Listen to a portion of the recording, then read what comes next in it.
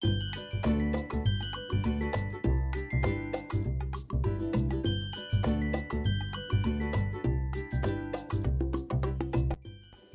आपण बनवतोय उन्हाळा स्पेशल झटपट बनणारी, तोंडाची चव वाढवणारी कैरीची आंबट गोड कढी.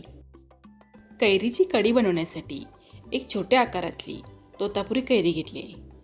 कैरी स्वच्छ धुवून त्याचं साल काढून घेतलं. कैरी कापून त्याचे छोट्या आकारात तुकडे करून घेतले. आता कढीसाठी एक वाटण बनवून घेऊ.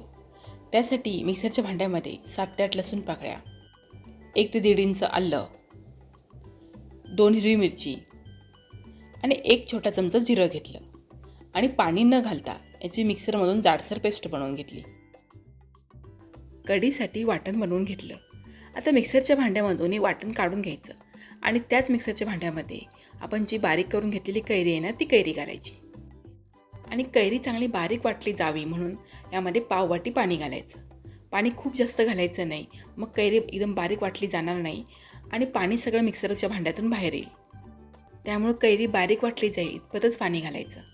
आता कैरीची पेस्ट तयार झाली आहे. आता या कैरीच्या पेस्टमध्ये 2 चमचे बेसन घालायचं आणि पाव चमचा हळद घालायची आणि पाणी न घालता हे मिक्सरमधून जस्ट एखाद्या मिनिटासाठी फिरवून घ्यायचं आहे. फक्त हे बेसन आणि हळद कैरीच्या पेस्टमध्ये मिसळली गेली पाहिजे.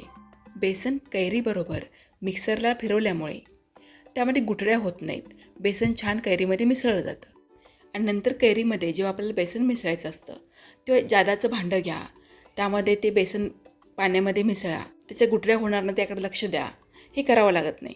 यामध्ये हळद घातल्यामुळे बेसनला आणि कैरीला हळदीचा खूप छान रंग चढतो आणि कढीला खूप सुरेख रंग येतो. कढी बनवण्यासाठी लागणारी पूर्वतयारी झाली आहे. आता कढीला फोडणी देऊ. तर फोडणीसाठी कढईमध्ये 2 चमचे तेल गरम करून घेतलं. तेल चांगलं गरम झाल्यावर त्यामध्ये मोहरी, जिरं, 4 ते 5 मेथीचे दाणे, हिंग, हळद, कढीपत्ता आणि आपण हिरव्या मिरचीचं जे वाटण करून घेतलं होतं ते वाटण घातलं. या कढीमध्ये मेथीचे दाणे आवर्जून घालायचे, त्यामुळे कढीला एक वेगळीच चव येते. आता हे सगळे मसाले तेलामध्ये एखाद्या मिनिटासाठी परतून घ्यायचे आहेत. आता फोडणी तयार झाली आहे. आता या फोडणीमध्ये कैरी आणि बेसनचं जे आपण मिश्रण बनवून घेतलं होतं त्यामध्ये थोडंसं पाणी घालायचं आणि ते पातळ करून घ्यायचं आणि ते मिश्रण या फोडणीमध्ये घालायचं. त्याबरोबरच 1 ते 1.5 वाटी पाणी घालायचं. आता कढी कितपत पातळ बनवायची आहे त्या प्रमाणात पाणी घालायचं. पण ही कढी शिजल्यानंतर ही थोडीशी अजून घट्ट होते, ते लक्षात घेऊनच पाणी घालायचं. आणि तुम्ही बघू शकताय कढीला किती सुरेख रंग आला आहे. म्हणजे ही कढी बघितल्यानंतर वाटतच नाही की ही कैरीची कढी आहे. आता कढीमध्ये चवीनुसार मीठ, 2 चमचे बारीक चिरलेला गूळ आणि बारीक चिरलेली कोथिंबीर घालायची. आता कैरी कितपत आंबट आहे त्यावर गुळाचं प्रमाण कमी जास्त करू शकतो.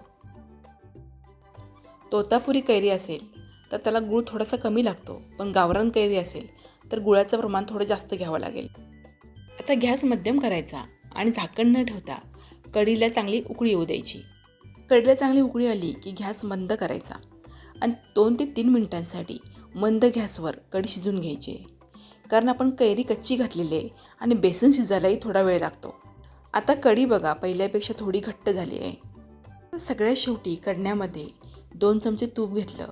तूप चांगलं गरम झाल्यावर त्यामध्ये लाल सुकी मिरची 2 तुकडे करून घातली आणि ही फोडणी कढीवर घातली. आता ही तुपाची फोडणी कढीवर घातलीच पाहिजे असं काही नाही, पण या फोडणीमुळे ना कढीची चव खूप छान लागते.